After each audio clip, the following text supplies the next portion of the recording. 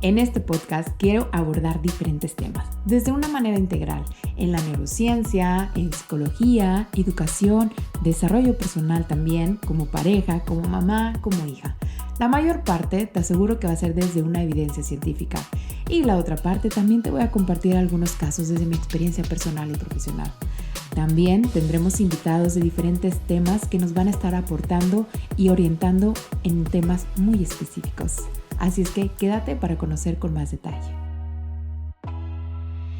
Bienvenidos más a un nuevo podcast. Aquí para mí es súper importante porque tenemos de invitada a una chica, a Katy.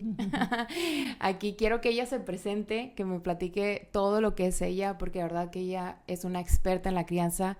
Y hoy hablaremos de un capítulo muy relacionado en cuestión de la crianza y la importancia que tiene la crianza. Entonces, le concedo la palabra a Katy. Gracias, Ivonne. Pues feliz con tu invitación.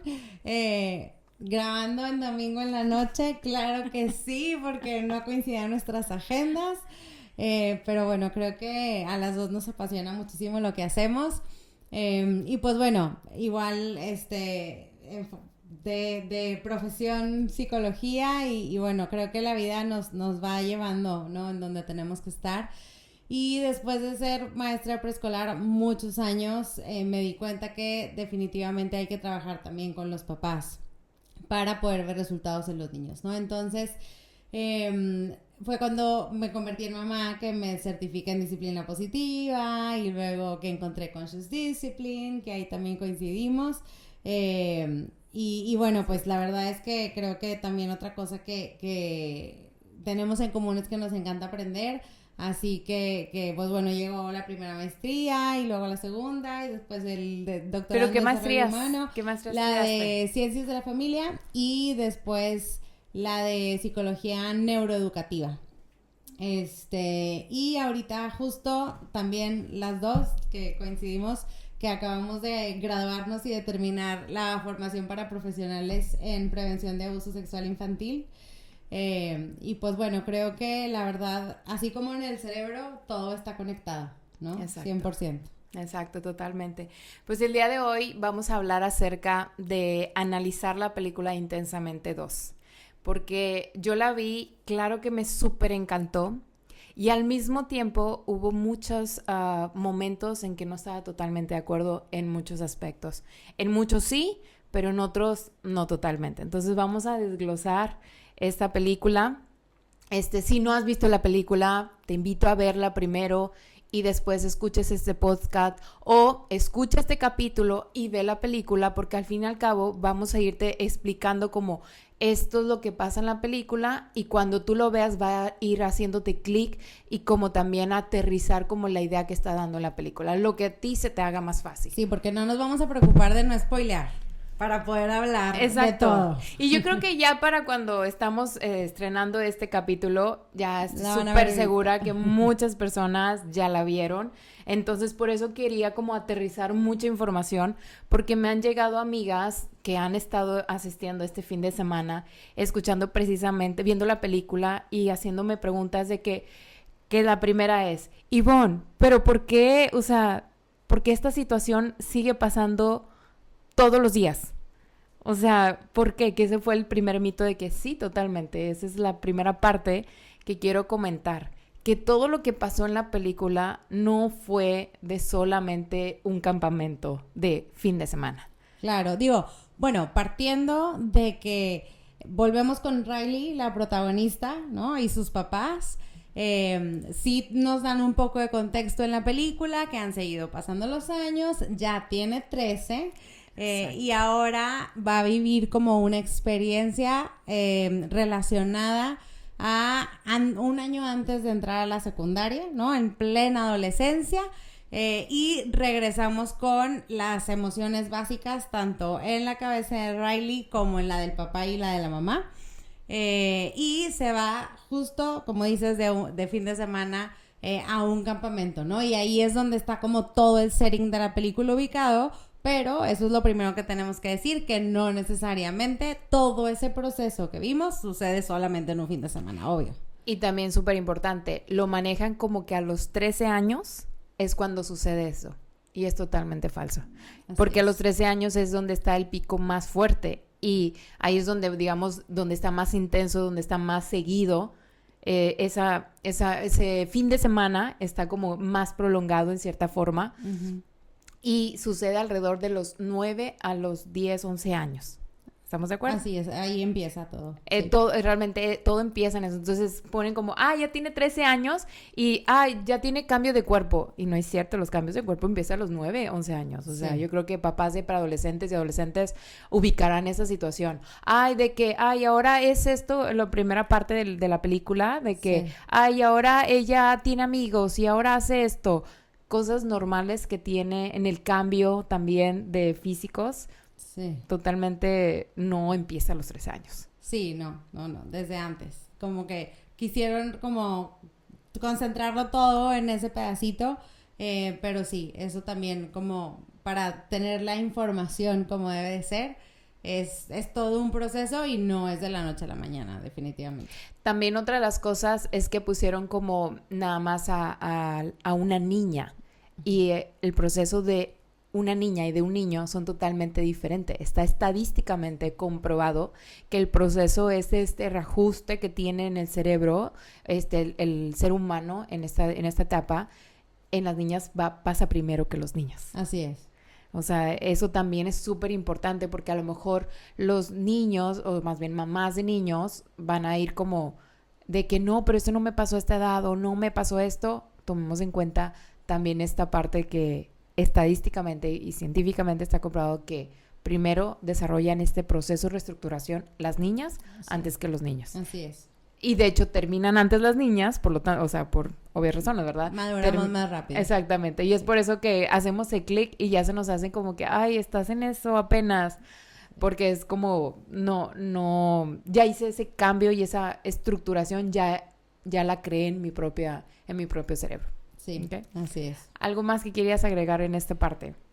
Pues no, digo, creo que si seguimos hablando como de los mitos que vamos viendo en la película, algo que desde la primera vez que llegamos a comentar la película fue el cómo, digo, la verdad es que magistralmente en Intensamente 1 a todos se nos quedaron grabadas estas 5 emociones básicas, ¿no? Que son las primarias. Sí, exacto. Para saber que muchos, por ejemplo, decían, es que yo no sabía que asco, ¿no? O el desagrado era considerado una emoción, ¿no? Exacto. Y en donde obviamente pues sabemos que cada una es necesaria, cada una tiene su función y que todas, así como el cerebro lo es, nos ayudan a sobrevivir, ¿verdad? Y ahora, en esta parte que integra nuevas emociones, me encanta la idea, ¿verdad? Pero digo, o sea, si partimos y si hablamos de Rafael Vizquerra, que tú lo conoces también muy bien, y él dice que puede haber hasta una gama de 500 emociones. Que para ser como saludable emocionalmente hablando, mínimo que nos manejemos unas 36 para dejar de decir, ¿cómo estás? Bien, ¿verdad? Exacto. Que es bien. Entonces, que hayan agregado estas emociones me parece increíble. Sin embargo, también creo que se puede llegar un poco a malinterpretar el que estas emociones surjan en la adolescencia, ¿no? Creo que platicábamos que tanto tu chiquito que tiene 3 años. 3 años y los míos que tienen 5 recién cumplidos y esta semana cumple 8, han demostrado también esas emociones, ¿no? O Sí. de ansiedad o de preocupación, o de aburrimiento o de vergüenza incluso. De hecho, es lo que decía Ernesto cuando salimos de la película la primera vez que fuimos a verla. Bueno, es que cuando fui a verla contigo fue la segunda vez. Decía, oye, pero Gordo también siente la vergüenza. ¿Por qué lo ponen hasta los 13 años? Entonces, ese también es un mito súper importante de manejarlo.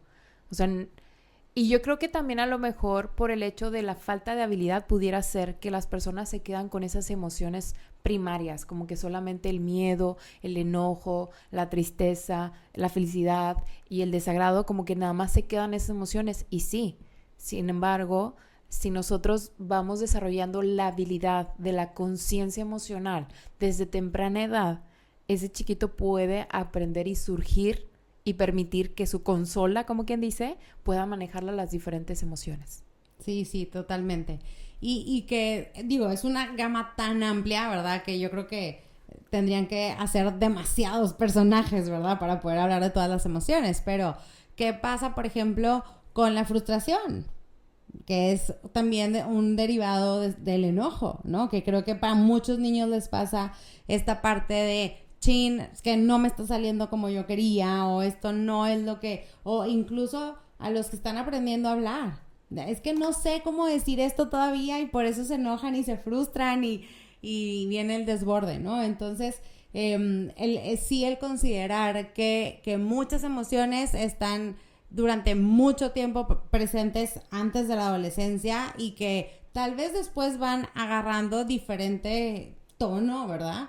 Pero sí, definitivo no es que surja a raíz de... Exacto, no es como surja. Yo lo que llegué a más o menos a interpretar es que yo lo vi como a lo mejor lo quisieron dar a conocer como esta parte de yo voy en esta edad más bien, en este proceso de reestructuración, como se empiezan a manifestar más intensamente.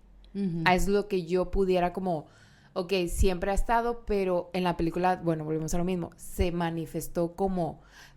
aparecieron desde que llegó la poda neuronal. Literal, ansiedad con sus maletas y se instaló. Exactamente, en lo cual eso es totalmente falso. Uh-huh. Y algo que me gustó, que por eso me encantó de toda esta parte de la película, fue cuando llegan, que estaban todos dormidos, y luego de repente esos monitos en circulitos, para mí representan como todo ese proceso que hacemos a través del sueño, uh-huh. Como el orden. O sea, de hecho, tanto en Intensamente 1 como en la 2 se ponen como ellos trabajando en la noche. Sí. Y cuando es de día, cuando abren los ojos, digámoslo así, realmente suspenden su trabajo. Y sí, eso es exactamente lo que pasa en nuestro cerebro. Uh-huh. Y yo creo que no nada más en los niños ni adolescentes, sino también nosotros como adultos. Claro. Vamos como reestructurando toda la información que tuvimos en el día y lo vamos como ordenando en memoria a largo plazo, en memoria a corto plazo, en represión también. Y descansan las emociones mientras se van ajustando todos los momentos que viví en el día, que son, digamos, esas esferas, ¿cierto? Así es, sí. Y lo que sucedió ahí en este punto es de que exactamente sí, de la noche a la mañana de repente desconoces a tu hija o tu hijo, o sea, de que en qué momento. Me han pasado muchos pacientes adolescentes, preadolescentes, que llegan como diciéndome los papás, es que no sé qué le pasó. Ella no cambiaron. Sí, así me dicen, ella no era así o él no era así, ¿qué le hicieron? O sea, ¿qué fue lo que pasó? Ok, y en este punto es donde se les explica el proceso que requieren y pueden salir adelante, pero igual, como lo dije, no en un fin de semana. O sea, exacto. No en un fin de semana. Y requiere también de un trabajo de personas con un lóbulo prefrontal no muy maduro, porque muchos a veces no lo tenemos tan maduro siendo papás. Estamos en proceso de aprendizaje, pero sí que esté más maduro o por lo menos con mejores conexiones. ¿Estamos de acuerdo? Sí, total. Ay, me encantó el letrero que también sale, el de que dice, pero... la pubertad es complicada. Sí. Así la ponen en el letrero. La pubertad es complicada. Y sí, es muy complicada cuando no tenemos la información adecuada. Por eso yo quise hacer como este episodio para aclarar estos temas, 1, y 2, por el hecho de como que también aterrizar mucho esta información de que los papás necesitan saber cómo está funcionando el cerebro de sus chiquitos. Sí. Por eso esa película sí me súper encantó, porque resume lo que sucede durante 2-3 años de la vida de esa persona. Sí, y creo que ahorita el siguiente punto lo acabas de tocar perfecto, de qué tan importante es el papel de los papás. Uh-huh. Antes de llegar a ese punto, quisiera como comentar acerca de esta poda neuronal, porque muchos papás creen que es en la adolescencia, uh-huh. Y es un mito. La primer poda neuronal es alrededor de los 2 años, cuando empieza a surgir las emociones de una manera intensa. Me hubiera gustado que hubieran hecho la película Intensamente 1 cuando fue la primera poda neuronal, cuando ahí sí ya empiezan a surgir las emociones intensamente, y no en la niñez, que es cuando de hecho llega la calma, cuando ya estoy como más en calma. Por ejemplo, tú tienes ahorita tu niña tienes a los dos que ya pasaron la primer poda neuronal, y antes de la segunda. Bueno, ya tu chiquita ya va, ya va para allá, ya no tarda en llegar. Pero el punto es de que si nos damos cuenta, es de que en la niñez nos surgen realmente las emociones mucho más intensamente. ¿Estamos de acuerdo? Sí. No, fíjate que tenía toda la intención de ver otra vez la Intensamente 1, porque sí la he visto varias veces con mis hijos, pero quería verla reciente.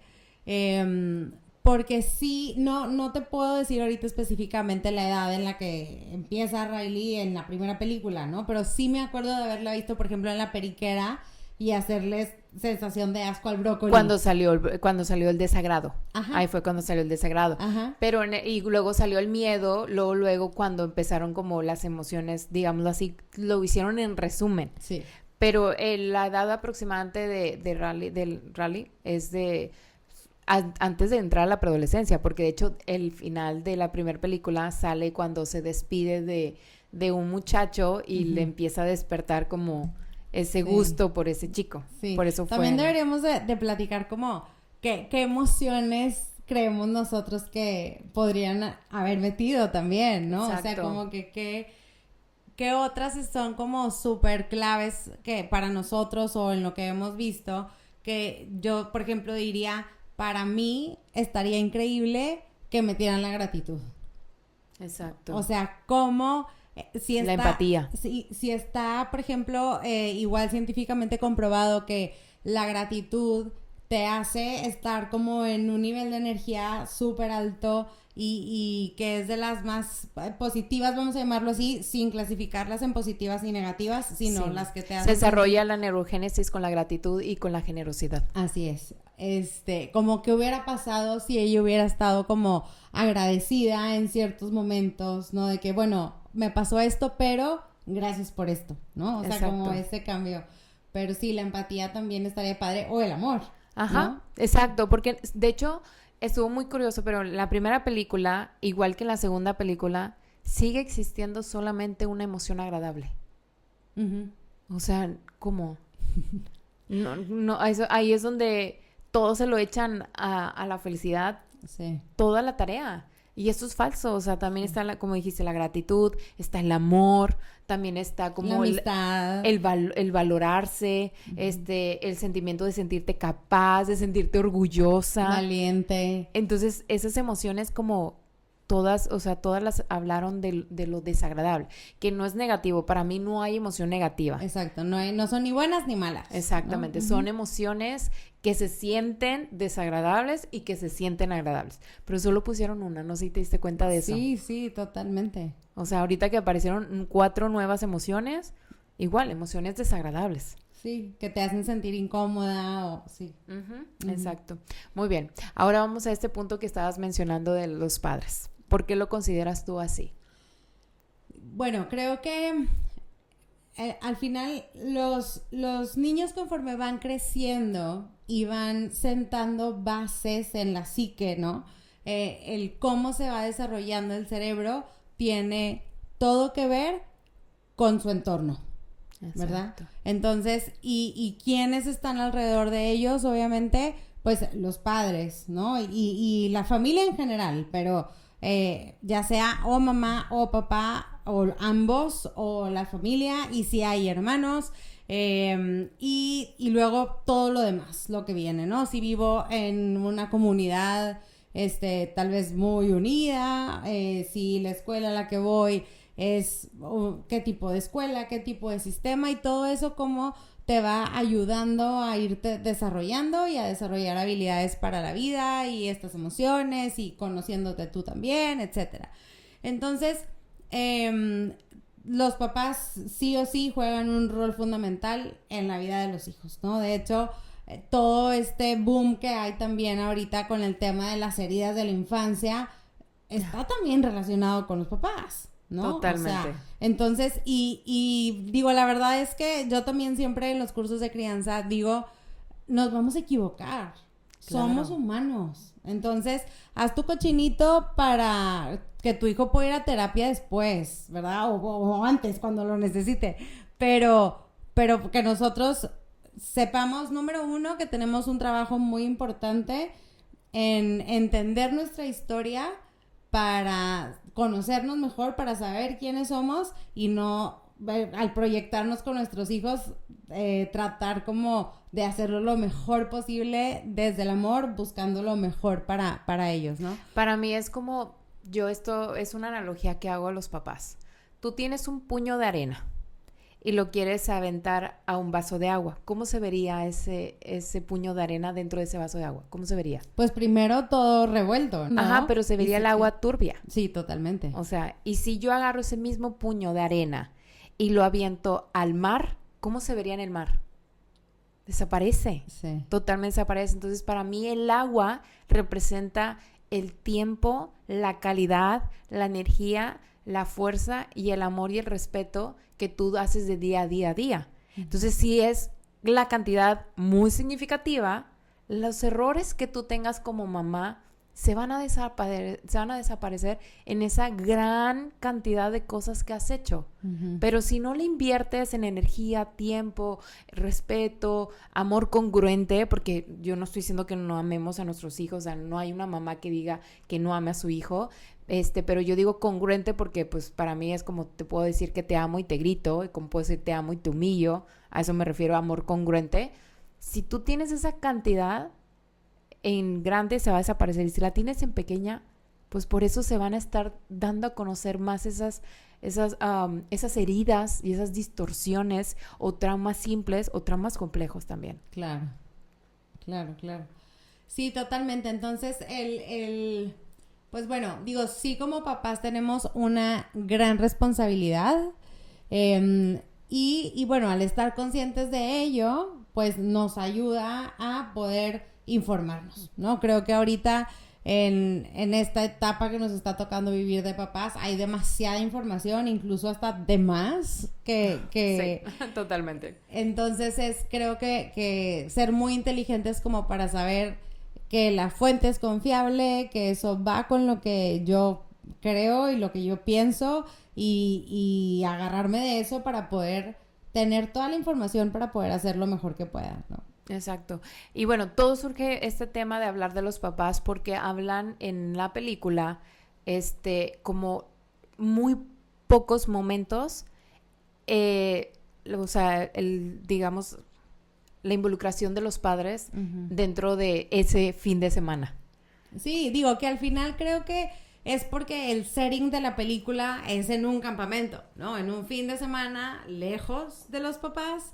Y por eso no están ellos ahí como tan presentes, prácticamente solo al principio y al final, ¿no? Exacto. Y creo que eso también es otro mito, porque de hecho lo he visto muchísimo, los papás del preescolar súper involucrados y van a todas las juntas y a todas las entrevistas con la maestra y a todos los festivales. Y luego en la primaria, pues más o menos, y luego en la secundaria, pues prácticamente hasta les tienes que hablar para que vengan, ¿verdad? Porque creen como que ya creció, ya la libramos, ¿no? Ya estamos del otro lado y ya no me necesita tanto.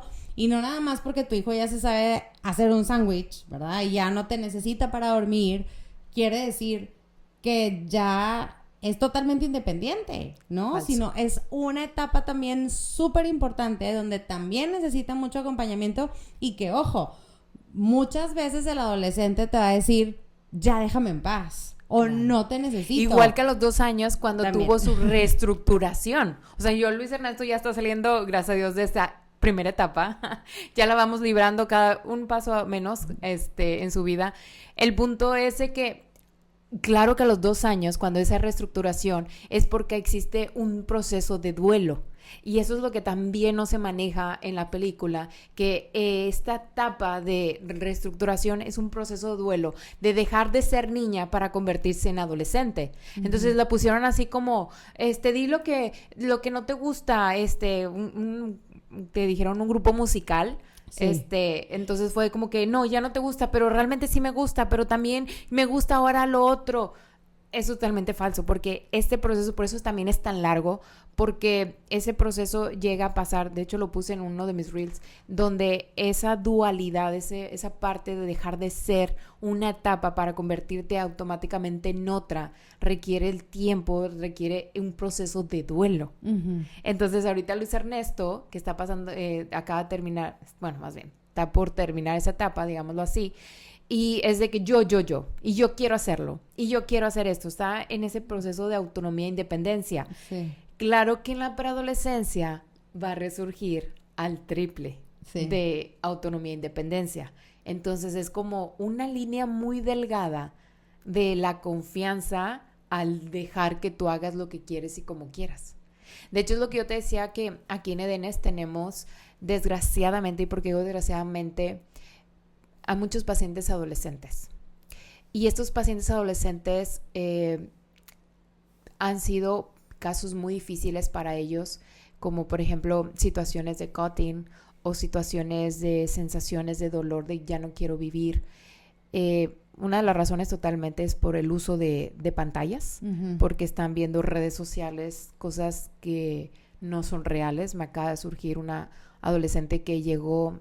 tengo proceso de certificación de una vida libre sin tóxicos. Entonces me llega la mamá y me dice, Ivonne, ¿tú qué sabes esto? Le puse una crema para el skincare que ella quería usar. Y la chica me dice, es que lo vi en el TikTok. Claro. Y yo, ok. Entonces, toda esa mala información es lo que tú dijiste. Los papás como se enfocan en que ya estás grande, ya estás independiente y autónomo y te dejo. Uh-huh. Entonces, si te quieres encerrar en el cuarto, te dejo encerrado. Entonces, ella está encerrada en su cuarto. Entonces, ¿qué pasó con estos chicos que tengo aquí en Edenes? Que se lastima el vínculo. Uh-huh. Se lastima el vínculo porque empiezan a sentir emociones de soledad, empiezan a sentir emociones de que se sienten ignorados. Aunque yo sé que el papá está ahí, pero el adolescente está tan perdido en su sistema de creencias nuevos que está creando, que se pierde totalmente en las emociones y no recuerda a los papás. Por eso para mí, este punto que tú dices, la importancia de los papás es sí o sí importante que estén acompañando en esta etapa, como cuando fue a los 2 años. Y ¿sabes qué? Como que tengo 2 ideas que te quiero compartir. Una es que para los papás también es un duelo dejar a la que es niña y ahora es adolescente. Y el de entender que no es personal y que cuando te dice, vete, no te quiero, como quiera es un grito disfrazado de sí te sigo necesitando, pero también en este proceso de soltar y de empezar a cambiar como hasta dónde, ¿no? O sea, creo que es bien difícil, así como nos pasa a las mamás de los chiquitos que dices, ¿en qué momento ya tiene que dejar el biberón? Pero ¿en qué momento tiene que dejar el chupón? Pero ¿en qué momento ya se tiene que saber abrochar las agujetas? ¿Verdad? ¿En qué momento ya tiene que leer? Así, y empieza este sentido de pertenencia que en la adolescencia es de lo más importante. Entonces, sí vienen los amigos a tomar como un rol principal, pudiera decirse, ¿no? Que tiene mucho que ver y que es súper característico en la adolescencia. Pero ahí cuando nos toca acompañar, creo que viene lo difícil, ¿no? El tener que morderte la lengua para escuchar y que no te deje de contar, ¿no? Entonces, volviendo a la crianza, qué importante es abrir ese canal de comunicación, tanto de las emociones, y no nada más para eso, ¿no? Pero sí ampliar ese vocabulario emocional, dar permiso a la emoción, acompañar durante el desborde emocional, pero también esta comunicación de te puedo escuchar sin juzgar, pero tal vez ya sabes que sí, eso me va a molestar porque era algo que no debías hacer, pero que puedas tener la confianza de venir a decirme, ¿no? Yo siempre digo que tu hijo diga, le quiero ir a contar a mi mamá. Exacto, para que me ayude, en lugar de decir, no quiero que se entere. Los papás sepan que pueden escuchar y es una escucha activa, donde no nada más te estoy escuchando para pensar qué te voy a contestar, y no nada más estoy híjole, qué mal, o sea, eso que hizo, no sé qué, sino de verdad escuchar genuinamente sin estar nada más pensando en la respuesta, ¿no? Y se vale decir, en este momento tal vez no vamos a continuar la conversación porque no sé qué decirte, porque lo tengo que pensar, porque agradezco tu confianza, pero en este momento no me estoy sintiendo listo para lo que sea. Pero es súper importante el canal de comunicación. Exacto, y parte tú dijiste ahorita que no se lo tomen personal. Esto pasa, Katy, y yo lo he visto con varios papás de adolescentes que se lo toman personal porque vivieron quizás una adolescencia muy difícil para ellos. Entonces, siento que cada etapa que nosotros vamos teniendo en nuestra vida, a nuestros papás les van surgiendo situaciones y le van despertando heridas que ellos traen sin resolver. Como en mi caso, para mí la etapa más difícil fue el posparto.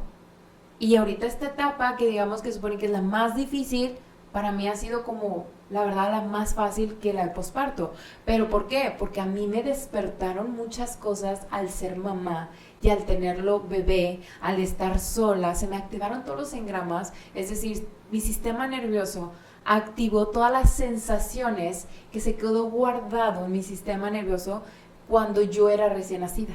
Ajá. Todas esas sensaciones que mi mamá me llegó a transmitir se me activaron al tener un bebé. Sí. En el caso de muchos papás adolescentes, cuando llega esa parte que también es un mito de que la mamá llegó y trató de hablar con ella y así como que la mamá se fue de que, ok, no la entiendo, pero tranquila, la mamá, es totalmente falso, porque también hay muchas mamás que hay situaciones que vivieron difíciles y que esta etapa nueva para ellos también les va a despertar cosas. Para mí yo creo que es importante también esto. Yo sé que ahorita dije mi etapa más fácil, mi etapa más difícil. Sin embargo, para mí también es tomar en cuenta que no existe una etapa difícil o más fácil, sino existen retos nuevos. Claro, y siempre pasa, porque así como desde chiquitos crees que ya dominaste la alimentación complementaria, pero luego empieza a caminar. Y ya súper camina y corre y luego quiere dejar el pañal, ¿no? Y luego va a entrar a la escuela. Y entonces siempre hay como un reto nuevo.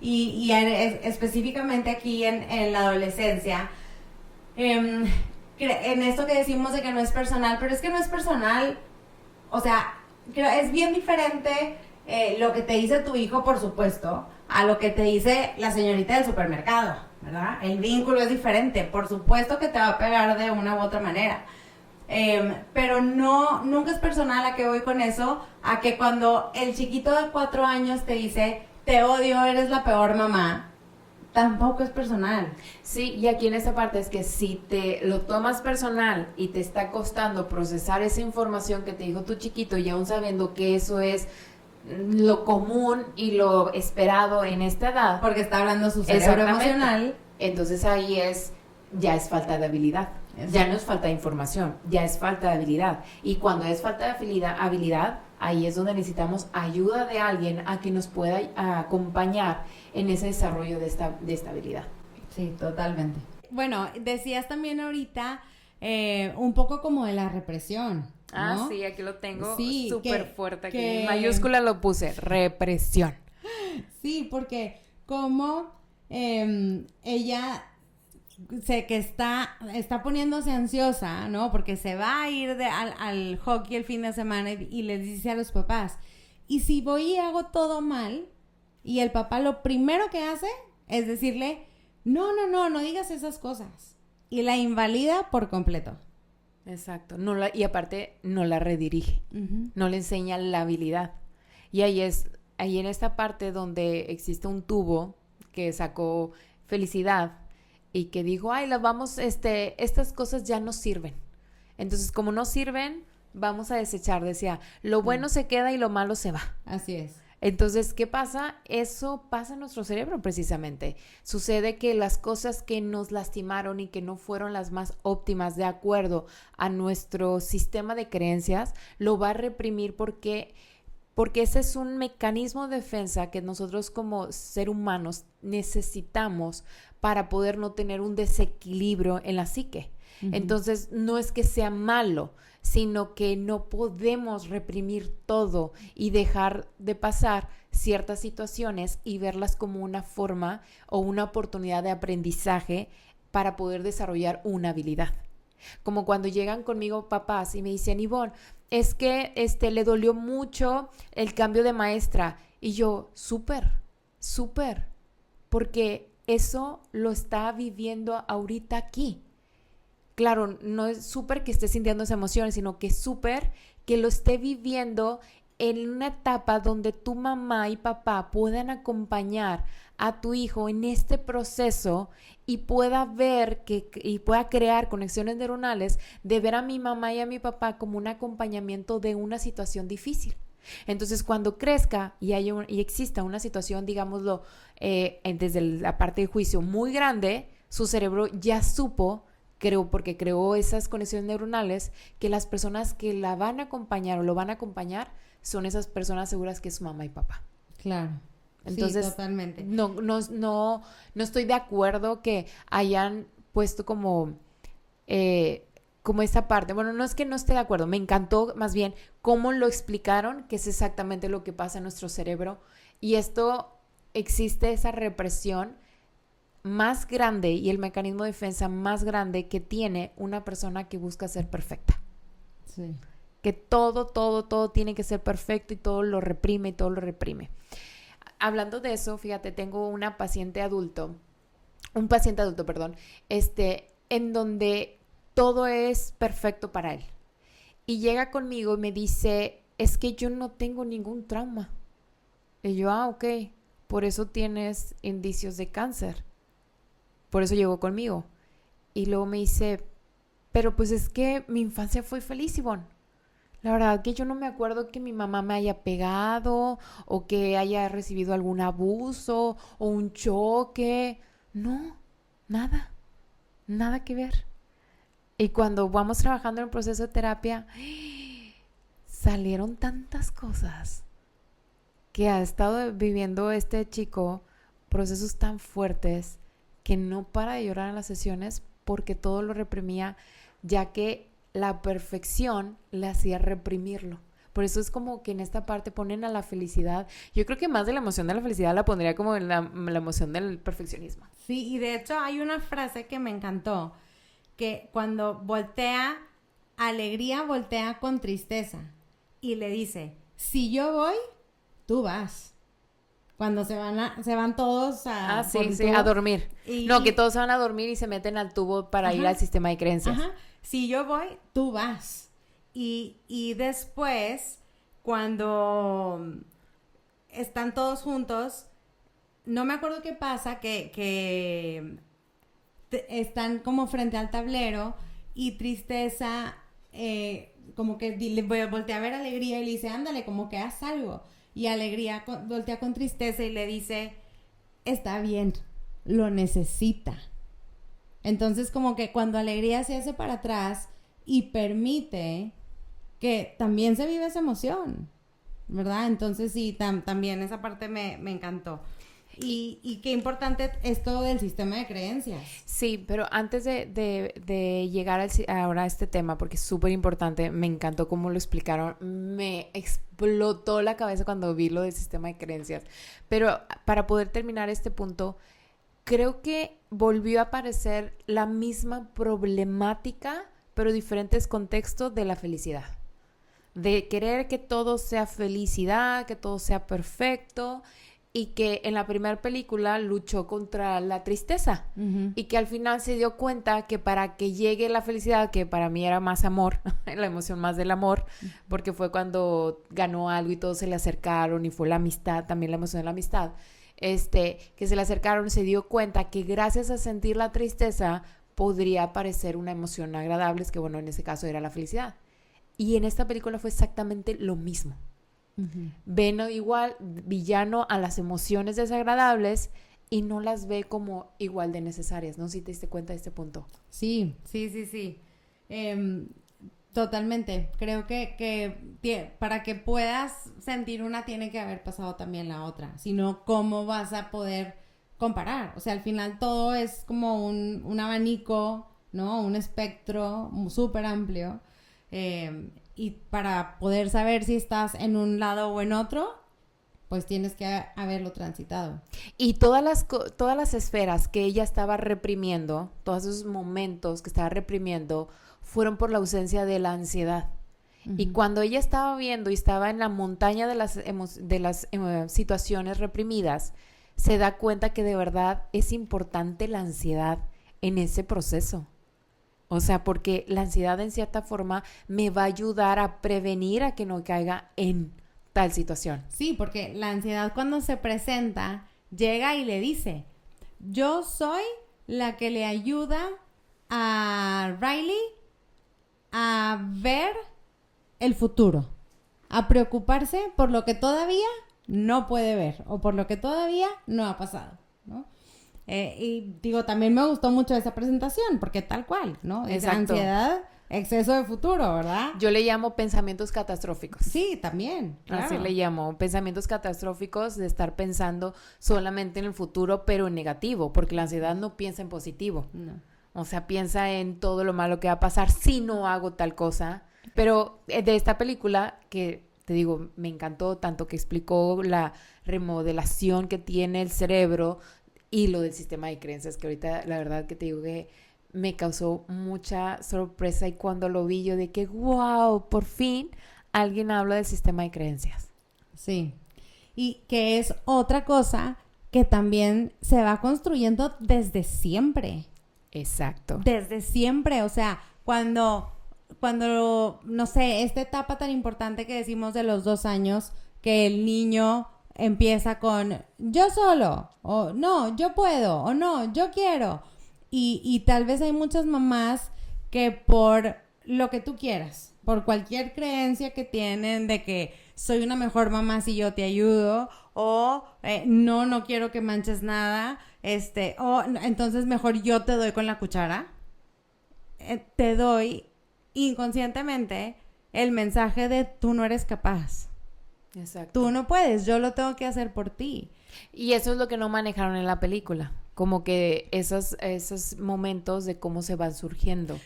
Pues no, digo, no, tal vez era un poco complicado, ¿no? A mí me gustó cómo estas líneas cuando las tocaban se escuchaba qué creencia era. Pero ojo, si te fijaste, todas las creencias eran en perfección. Demasiado, o sea, no había ni una en soy tristeza, soy a veces incapaz en esta situación, puedo mejorar.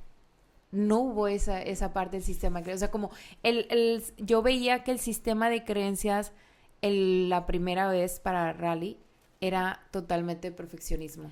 Sí, de bondad. Pues sí, como que sí venían muchas estas de soy buena amiga, porque las anoté, no confío en mi memoria. Soy amable, soy fuerte, soy ganadora, mi papá y mi mamá están orgullosos de mí, soy buena persona. Que yo digo, qué padre, ¿verdad? O sea, está bien hasta cierto punto que tengas pues ese autoconcepto, ¿verdad? O sea, no. Sí, pero no, o sea, sin llegar a este perfeccionismo de que sí no dejaron espacio porque no siempre soy eso. Eso es lo que te voy a decir, es lo que te compartí de mi paciente adulto, sí. Donde él viene y me dice, es que yo soy un buen papá, es que yo soy un buen esposo, es que yo soy un buen amigo, entonces yo soy perfecto, entonces salen surgiendo cosas y nada, o sea, no aplica una crianza muy respetuosa que digamos, no es tan comunicativo con su esposa, con sus amigas no las quiere ver, digo, amigos no los quiere ver porque no se va los juevesitos, porque no quiere tener problemas con su esposa. Entonces es como que está tanto el perfeccionismo. Yo le llamo aquí en la terapia gestal, le llamamos polarización. Se polarizan muchas veces las personas y los niños a veces también llegan muy polarizados. ¿Qué significa? Que solamente están en un lado y no saben que pueden estar en otro lado. Yo tuve mi primer paciente, Gaby, que es la invitada de el final de esta temporada.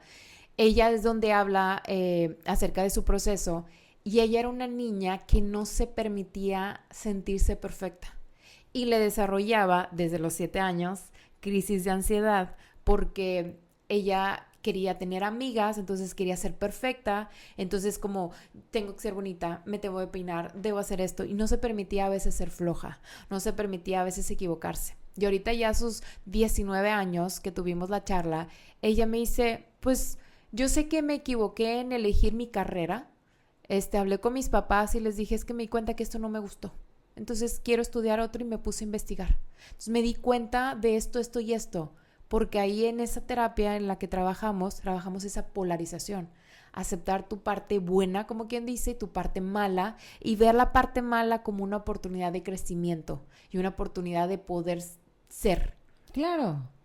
Y de hecho, ahorita que mencionas lo de la crisis de ansiedad, cuando a Riley le pasa que empieza a escuchar estos pensamientos, ya no son nada más esas creencias de perfección, como dices, o sea, porque también empieza en soy buena, soy mala, soy amable, soy egoísta, y le viene todo eso a la cabeza, y por eso entra en esa crisis, ¿no? En ese momento donde la sacan de la cancha en un momento muy importante. Más bien, eso fue al final, cuando ya empezó a ella a tranquilizarse, pero cuando ella empezó esos ataques de ansiedad fue cuando ella empezó de que es que no lo voy a lograr.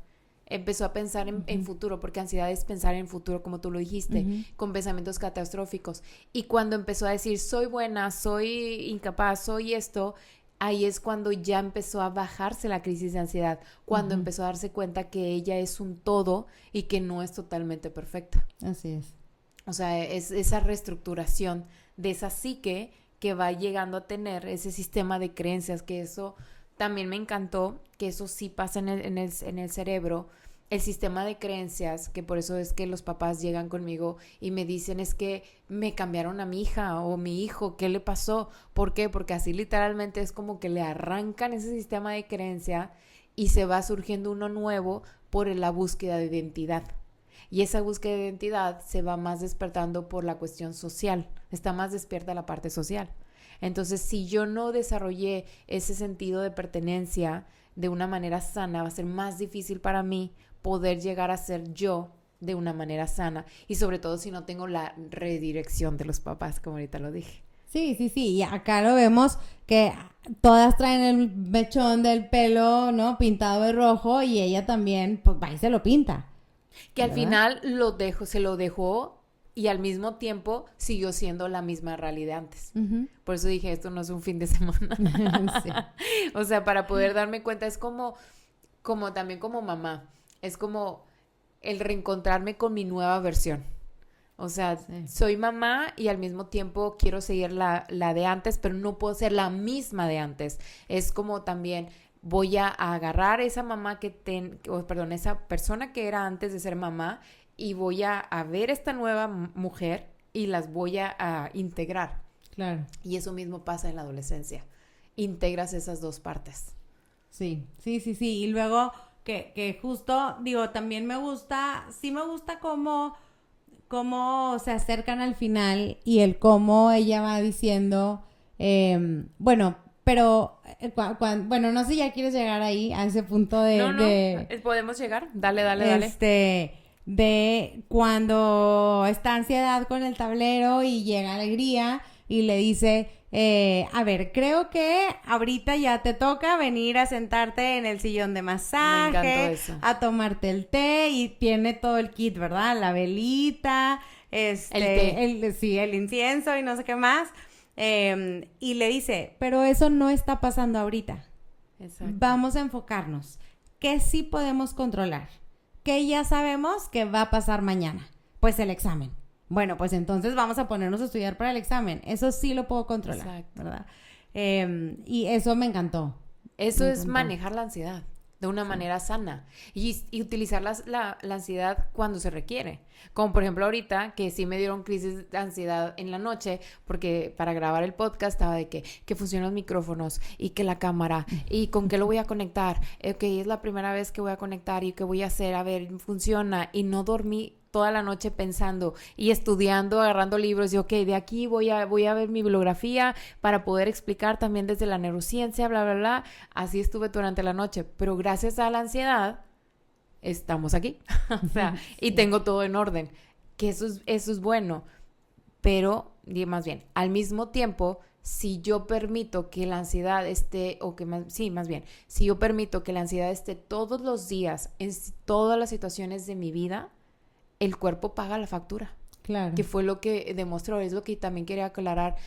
La ansiedad y ese ataque de ansiedad no fue por lo que ella vivió en ese momento, sino fue un acumulo de cosas. No había dormido durante la noche. Empezaba ya a tener pensamientos catastróficos muy significativos. Empezaba como esta búsqueda de identidad. Sentía una sensación de vacío de qué voy a hacer. Sentía una sensación de dualidad que a lo mejor no la marcaron así muy significativo de niña a adolescente, pero sí como dualidad de mis amigas de la infancia con mis amigas ahora cool de la secundaria. Mis gustos, qué quiero, exacto, a dónde voy. Entonces todo eso se hizo como digamos la bola de nieve y es por eso que llegó su cuerpo, ya no pudo más y su cuerpo habló lo que ella decidió callarse emocionalmente hablando. Sí, así es. Eso es lo que también tomemos en cuenta, eso es la ansiedad.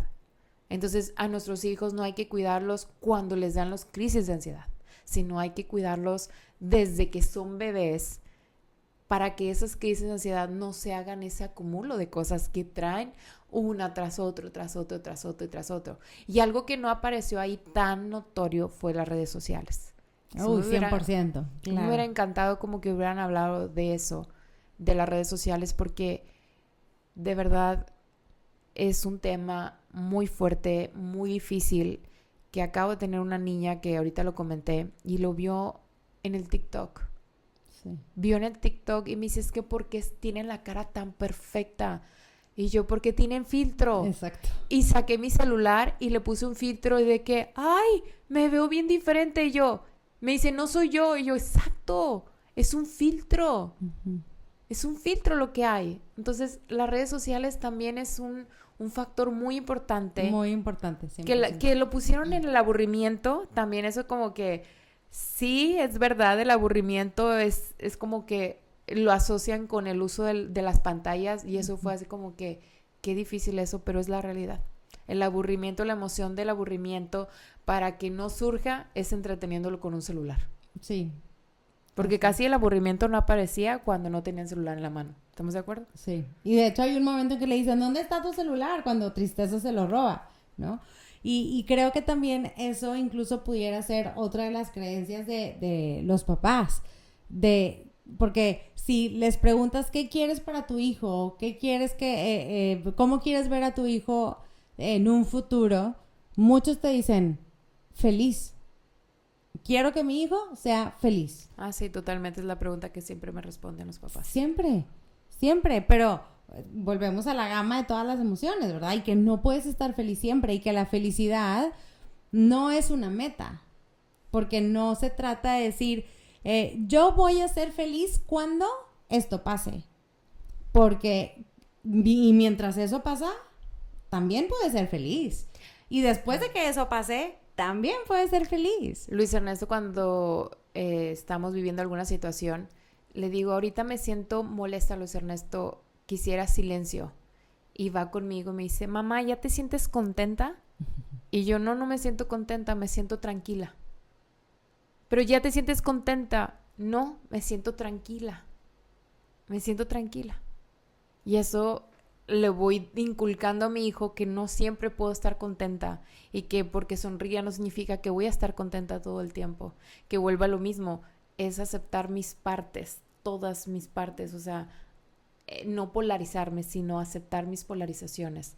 Y en este punto de las emociones, algo para regresarme un poco al punto de las emociones que surgieron así en la adolescencia, que quede claro por qué surgen también y más bien se intensifica más lo que es la envidia y lo que es la parte de ansiedad, es porque ya empiezan los procesos cognitivos mucho más fuertes.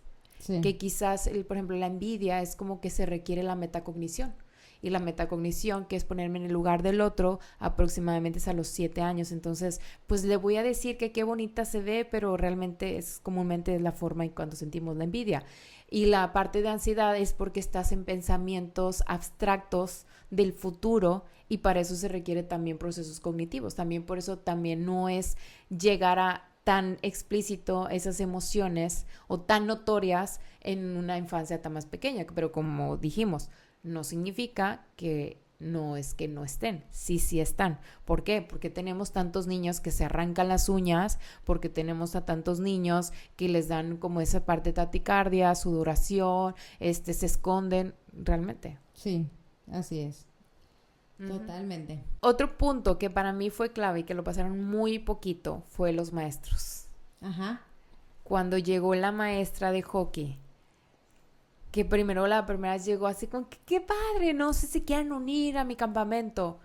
Y luego cuando ya estaban todos, dije, wow, eso es lo que pasa en muchas secundarias, que muchos maestros por falta de información tratan así a los adolescentes. ¿Cómo? Humillándolos, castigándolos, minimizándolos, en vez de verlo como una oportunidad de qué puede aportar con esas acciones. ¿O qué me está diciendo Digo, esa tú conducta? que eres más bien que tú trabajas en un colegio, ¿qué opinas de ese tema? Sí, digo, creo que volvemos al punto de la información. Hemos hablado también mucho en el tema de la crianza de que la conducta o el comportamiento es igual a comunicación. Y que sobre todo en etapas muy tempranas donde no tienen un vocabulario tan amplio, la conducta es lo que nos está diciendo que pasa. Sin embargo, tenemos que saber que esa conducta es el 10%, solo la punta del iceberg. Exacto. Tenemos que convertirnos en detectives para ver qué hay detrás de esa conducta. En el otro 90% que está escondido abajo del mar, ¿verdad? Y también es para eso necesitamos información, porque si yo no sé cuáles son las necesidades básicas, yo no sé cuáles necesidades afectivas tiene mi hijo, mi niño o mi adolescente, ¿cómo voy a saber cómo le puedo ayudar o qué le está haciendo falta, ¿no? Entonces, y eso es lo que le faltan muchos maestros también. Sí. Siento que ahorita los papás están más informados que los maestros. Pues sí puede ser, depende mucho, creo que bueno, siempre, ¿verdad? Hay como un corte generacional entre los que ya tienen como muchos años haciendo lo mismo y que dicen, pues es que así me ha funcionado siempre, ¿verdad? ¿Por qué lo voy a hacer diferente nada más porque tú dices? Si lo que ellos necesitan es mano dura, ¿no? Pero creo que también sí la educación se está moviendo definitivamente. No, sí, claro. Y que ya cada vez lo bueno es que cada vez se escucha menos eso de, por ejemplo, la letra con sangre entra, ¿no? O sea, sino que todas estas nuevas corrientes de aprendizaje colaborativo, de aprendizaje basado en proyectos, te invitan a tener un enfoque completamente diferente, ¿no? Mucho más respetuoso, y también sí es algo que tienen que saber esta parte de esa conducta que me está diciendo, ¿no? Porque así como decía que no es personal con la mamá cuando su hijo le dice te odio, eres la peor mamá del mundo cuando está enojado su cerebro emocional, imagínate ahora para un maestro que el adolescente le diga qué aburrida tu clase. Ay, no, es que ese tema que me importa. O que se rían. O que se rían. Piense que están riendo de ella. Eso que tú me estás enseñando, no lo voy a usar nunca en mi vida. No sirve para nada, qué aburrido, mejor dime algo. Y el amor de una mamá es incondicional. Pero ahora imagínate a la pobre maestra que no durmió en toda la noche haciendo la planeación y la presentación de PowerPoint para tratar de hacer la clase un poquito más dinámica.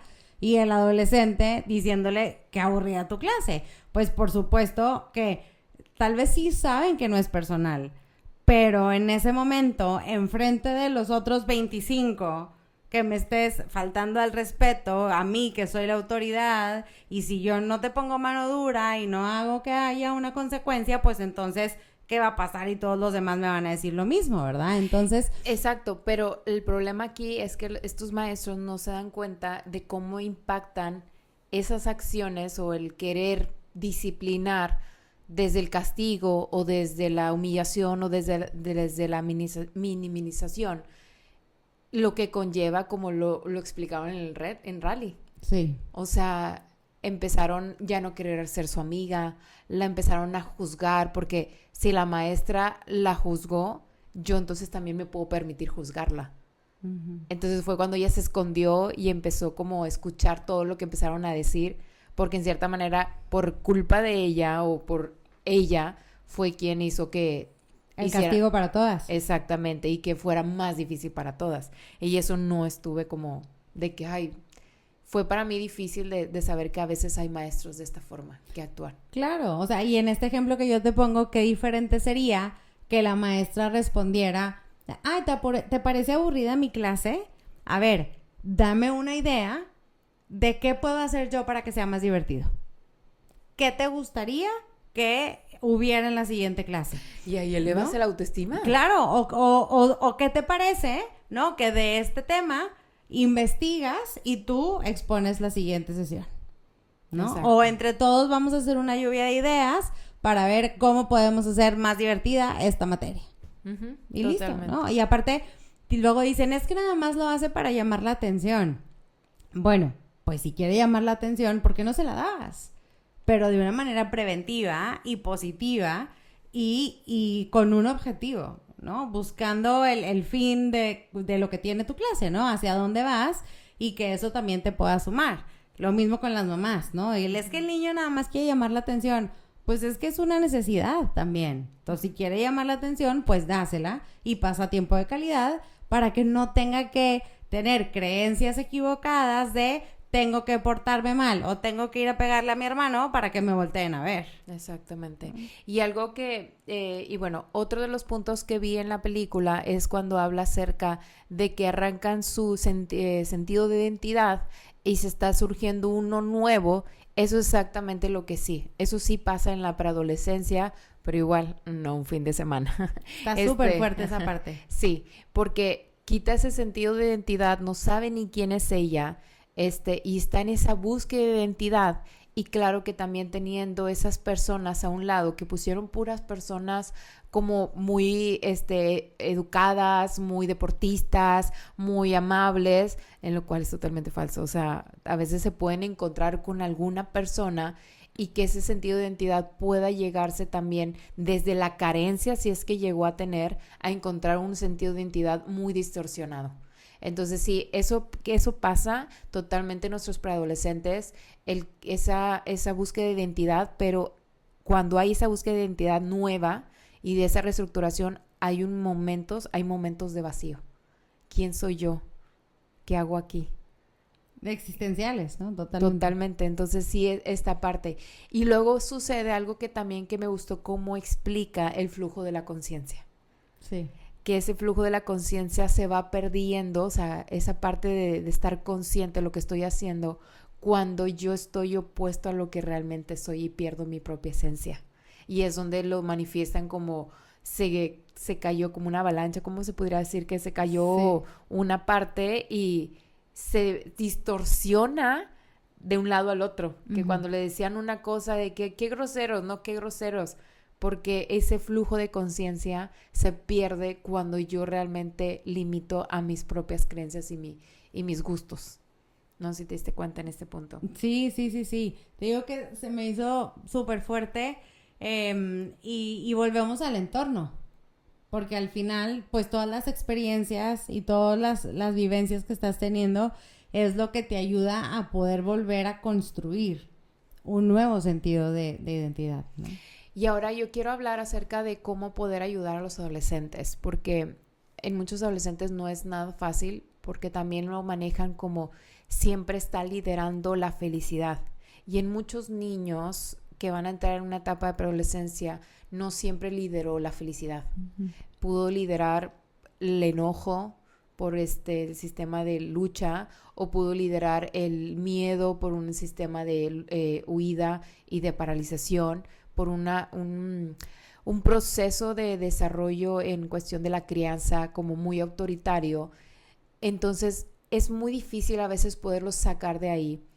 Y yo la verdad cuando vi la primera vez la película me la pasé llorando el final cuando Riley encontró o estaba buscando el sentido de identidad, porque es exactamente lo que nosotros hacemos aquí en Terapia en Edenes.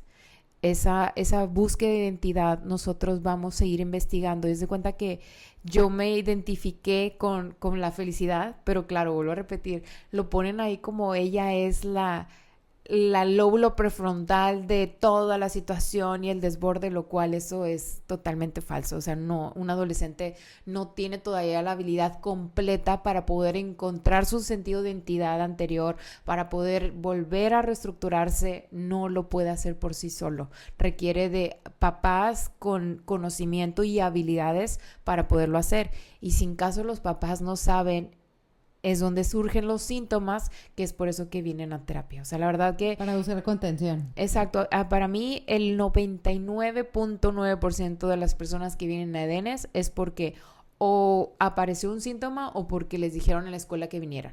Sí. Pero el 0.1% es para poder prevenir.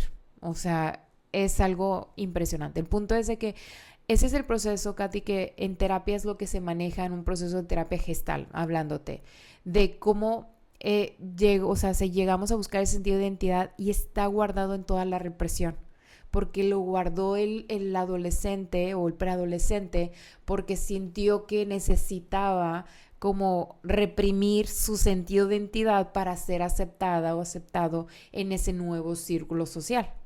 Entonces nosotros vamos y buscamos para mí es como la esencia, buscar la esencia entre la represión de todas las situaciones que tiene guardadas. Entonces ahí vamos, yo voy y escarbo y luego veo y me sorprende la cantidad de cosas que están reprimidas, sí, que se hacen en un proceso de evaluación. Y nuestro trabajo ya en un proceso de terapia es haber hecho una montaña dinamita. Y cuando lo dice ella, que lo anoté aquí, como en esta parte, es que literalmente hicimos la avalancha. O sea, hacemos la avalancha en la terapia, sacamos toda esa parte de represión y las vamos a ir acomodando desde... En la terapia nosotros en Gestalt le llamamos como esta parte de resentimiento, demanda y oferta para poder trabajar como esa parte desde la resignificación y no desde el resentimiento. Entonces sacamos todas esas cosas que están ahí reprimidas para que son como ese dolor, ese resentimiento, para resignificarlas y verlas como una oportunidad de crecimiento. Entonces esa parte me gustó mucho. Y luego nosotros lo que trabajamos es esa polarización, que me gustó un chorro porque exactamente como ahorita lo dije, buscamos que los adolescentes, o no nada más los adolescentes, todos los niños y adolescentes que vienen a terapia gestal, buscamos que desarrollen la habilidad de la polarización, que acepten su parte buena, digámoslo así, si lo hablamos desde el juicio, o sea, su parte buena y su parte mala, y que abracen esa parte mala y la vean como una oportunidad de crecimiento. Esa parte, y también es permitirse sentir todas las emociones. Claro. Eso en la terapia se trabaja mucho, el que yo permito, porque no estoy en contra de ninguna terapia ni nada, pero sí he visto que en otras terapias, sobre todo más como relacionadas a la parte de la conducta, ven, como tú decías, la punta del iceberg y no ven el trasfondo. Uh-huh. Entonces, no ven la montaña de represiones que llega a tener y solamente trabajan como esa puntita y no se meten al fondo a ver qué es lo que está originando esa puntita y no se trabaja, y luego aparte nada más se trabaja lo de arriba y no se trabaja el fondo. Y hay otros tipos de terapia que solamente se trabaja el fondo y no se trabaja la puntita. Entonces, esta terapia gestal para mí me encanta porque explica exactamente. De hecho, terminando, o sea, yo estaba llorando y termino de ver la película y le hablo a una de las chicas de Edenes que trabaja con muchos adolescentes y le dije, ¿viste esto? Sí, y yo también. Y es lo que le dije a mi mamá, mira mamá, eso es todo lo que nosotros hacemos en Edenes, uh-huh, donde trabajamos esa parte de abrazar a las emociones. Claro. Que eso, vuelvo a repetir, en el otro tipo de terapia no se habla de emociones, se habla de conducta. Sí. Y en otro lado se habla más desde el entendimiento y no de la conducta, en lo cual somos un todo. Somos emociones, somos conducta, somos físicos, somos sueños, somos sociable, somos un todo. Somos, yo creo que el ser vivo más completo que se pudiera existir. 100%. Para mí eso sería importante, como hablar de que no todos los casos de los niños siempre va a liderar la felicidad. Eso va a depender mucho de lo que mamá y papá hayan estado sembrando en los primeros años de vida. No es que se va a cosechar en la adolescencia, no, porque se van a surgir otra vez las situaciones de crisis, claro, de enojo, de fastidio, de aburrimiento. Se van a intensificar las emociones, sí. Solo que va a ser más fácil porque ya esa etapa solamente la vas a recordar y no se la vas a enseñar desde cero. Es como quererle enseñar a un adolescente a abrocharse los zapatos y nunca le permitiste abrocharse los zapatos. O quieres que se abroche los zapatos diciéndolo desde la parte bonita cuando todo el tiempo estuviste haciendo desde la parte de humillarlo o regañarlo o castigarlo y no le diste ese acompañamiento. Sí, y volvemos a la información. Creo que como papás es importante el conocer por qué es tan importante el poder experimentar todas las emociones, porque como nosotros queremos que nuestros hijos sean felices y nosotros traemos cargando una historia, a veces hay papás que podemos decir, yo le voy a dar todo lo que yo no tuve, pero se nos olvida que gracias a eso, pues somos quien somos ahora, gracias a eso que no tuvimos, ¿no? Uh-huh. O al revés, ¿no?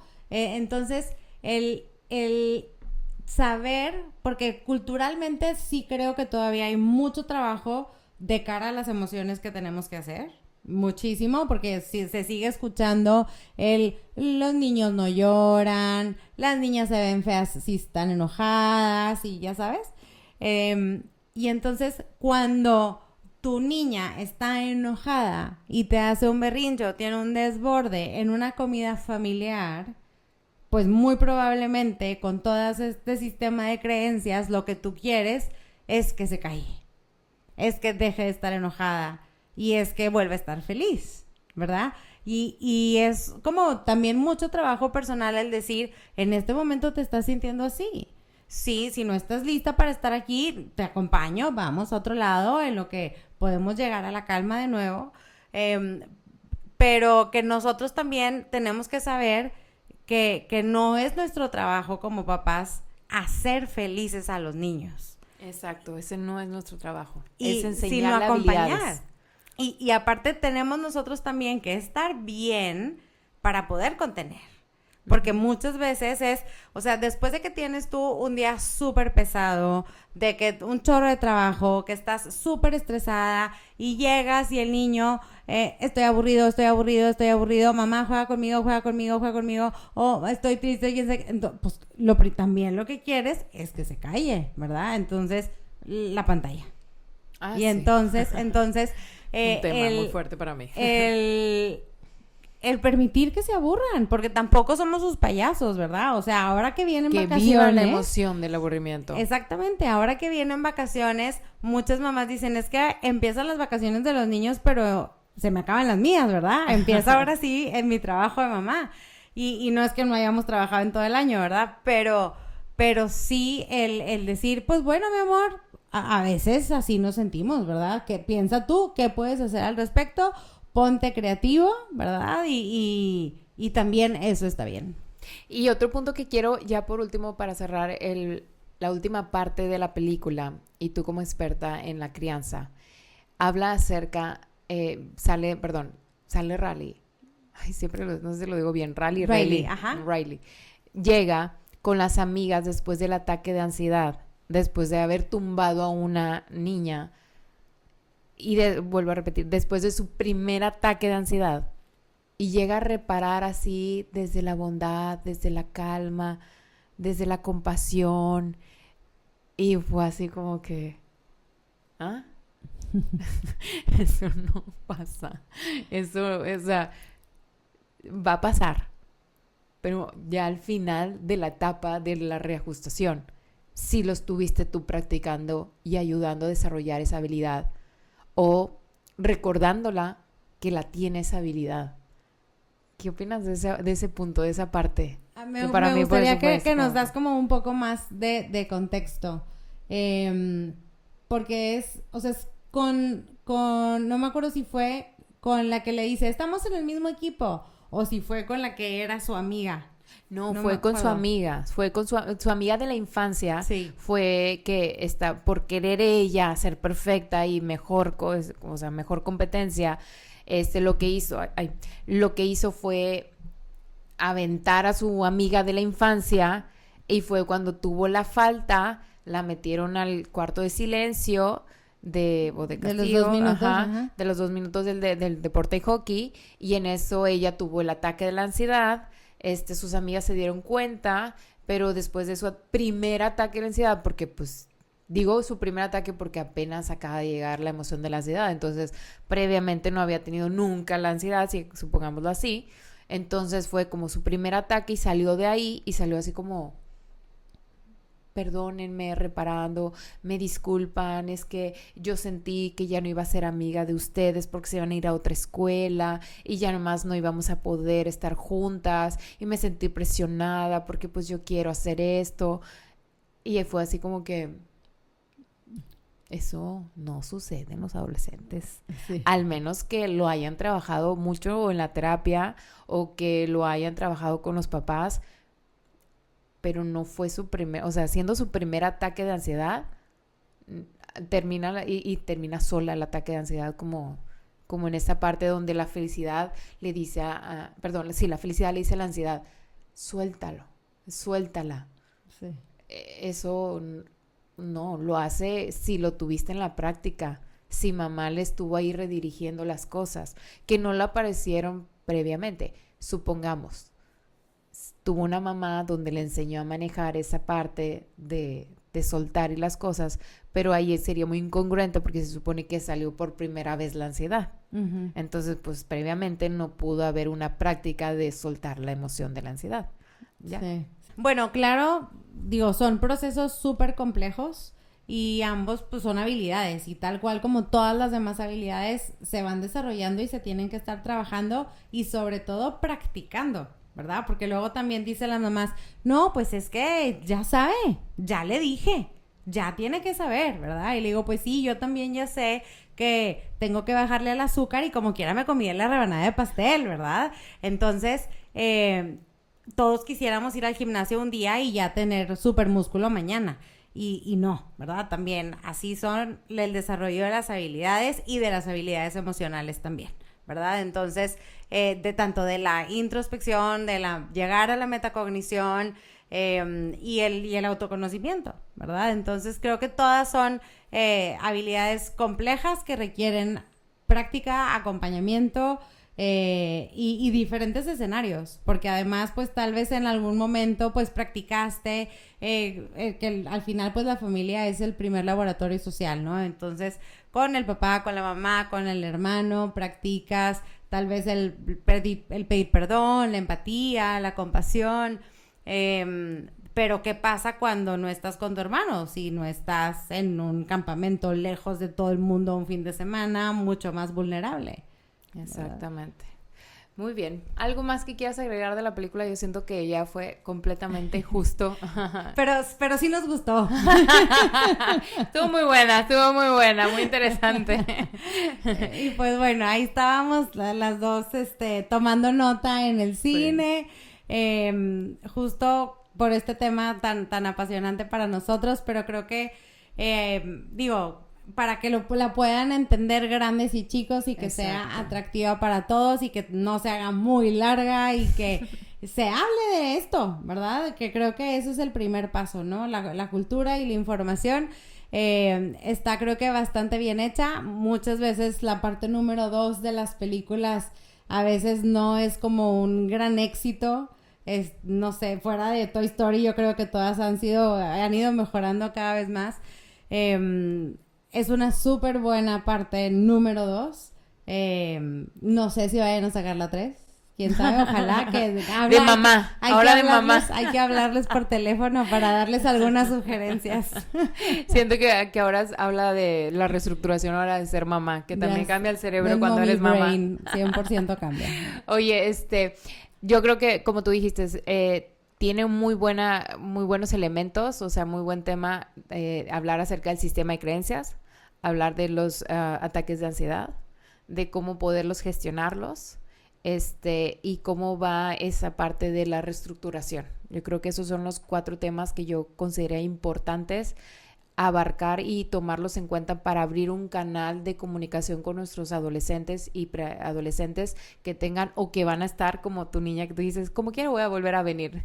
Sí, sí, porque ya hay niños de 7, 8 años. Yo salí también del cine, le hablé a mi hermana y le dije, tienes que ir a ver la película, pero tú sola con tu hija y con tu esposo, sin tu hijo menor, para que cuando salgan de ahí se vayan a tomar un café y hablen exactamente de la película. Hablen acerca de cada uno de los puntos y le expliquen a ella que eso es lo que le va a pasar a ella y que van a estar ahí para poderla acompañar en ese proceso que va a tener. Y que cuando llegue a tenerlo sepa que eso va a pasar.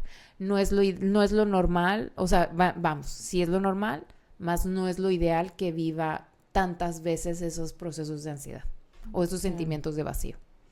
Claro. Muy bien. Muchas gracias, Katy, por acompañarme a este episodio que para mí era súper importante hablarlo con alguien especialista también en la crianza. Gracias, no, al contrario, gracias a ti por la invitación.